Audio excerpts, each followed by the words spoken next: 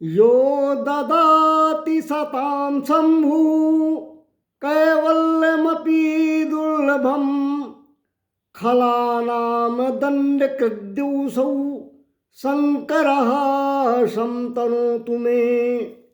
भक्तों, भागवत जी की कथा में आगे चलते हैं। गजराज का ग्राह ने पैर पकड़ लिया। 1000 वर्ष तक प्रयत्न चलता रहा छुड़ाने का। परिवार अब चलने लगा। हाथिनियाँ उसको छोड़कर जाने लगी। हाथी ने कहा कि मुझे संकट में छोड़कर कहाँ जा रही हो देवियों। उन्होंने कहा कि महाराज, आपके पीछे पूरा परिवार तो भूखों मरेगा नहीं। अब हाथी सोचने लगा कि जब तक मुझ में बल पराक्रम था, पूरा झुंड मेरे साथ चलता था, आज छोटे से मगर ने पैर पकड़ा तो सब मेरा साथ छोड़कर भाग गए। अब मालूम पड़ा कि ये तो सब सुख के साथी थे। दुख तो जीव को अकेले ही भोगना पड़ता है।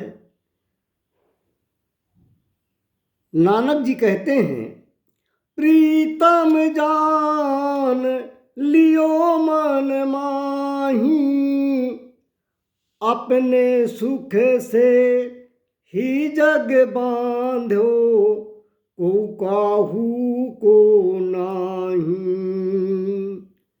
सुख में आन सबहि मिल बैठत, रहते चहुँ दिस घेरे। विपत पड़ी सबहि संग छोड़त, को न आवत नेरे। अब हाथी समझ गया कि विपत्ति पड़ने पर सभी साथ छोड़ देते हैं। हाथी जानवर होकर यह बात समझ गया, पर यह बात हमारी समझ में क्यों नहीं आती। नर शरीर धारण किए हुए भी यह बात समझ में नहीं आती। मिथ्या देहाभिमान लिए हम लोग हाथी की तरह मदमस्त घूमते हैं, पर जब मृत्यु रूपी ग्राह पैर पकड़ता है ना, तो वह जकड़ता ही जाता है। मृत्यु रूपी ग्राह से पैर छुड़ा नहीं सकते हो। परिजनों की भी सेवा की एक सीमा होती है। घर में जब कोई परिजन बहुत बीमार हो जाता है, परिजन निरंतर उसकी सेवा करते हैं, तो सेवा से इतना थकान अनुभव करने लगते हैं, इतना उबाऊपन महसूस करने लगते हैं कि वो भगवान से यही प्रार्थना करने लगते हैं कि हे प्रभु, अब जल्दी इनकी सुधि लो। पर यह जानते हुए भी यह आसक्ति ऐसी है, यह माया का जंजाल ऐसा है कि वो छूटता ही नहीं है। यह आसक्ति, यह माया का जंजाल तभी छूटेगा जब जीवन का वास्तविक सत्य और जीवन का वास्तविक तत्व समझ में आएगा। जीवन का वास्तविक सत्य, जीवन का वास्तविक तत्व यही है कि काहू न को सुख दुख कर दाता, निज कृत कर्म भोग सब भ्राता। कोई किसी का सुख दुख देने वाला नहीं है, अपने कर्मों के अनुसार ही फल मिलता है। तो आपके कर्मों की गति, आपके जीवन की गति, आपके जीवन का कल्याण कैसे होगा, उसका एक ही सूत्र है कि देह धरे कर यह फल भाई, भजिय राम सब काम बिहाई। गजराज ने जब समझ लिया,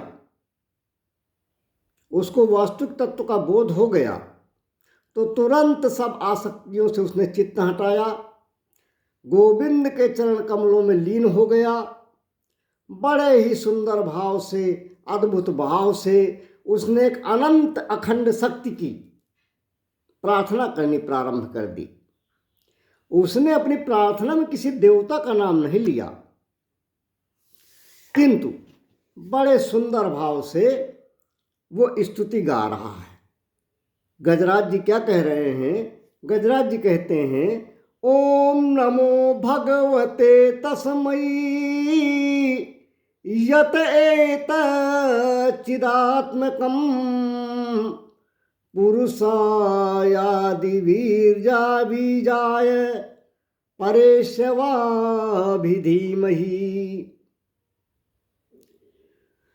गजराज कहता है कि जो इस पूरे सृष्टि का मूल कारण है, जो समस्त संसार के सृजन, पालन और संहार का निमित्त है, उस परमात्मा को मेरा प्रणाम है।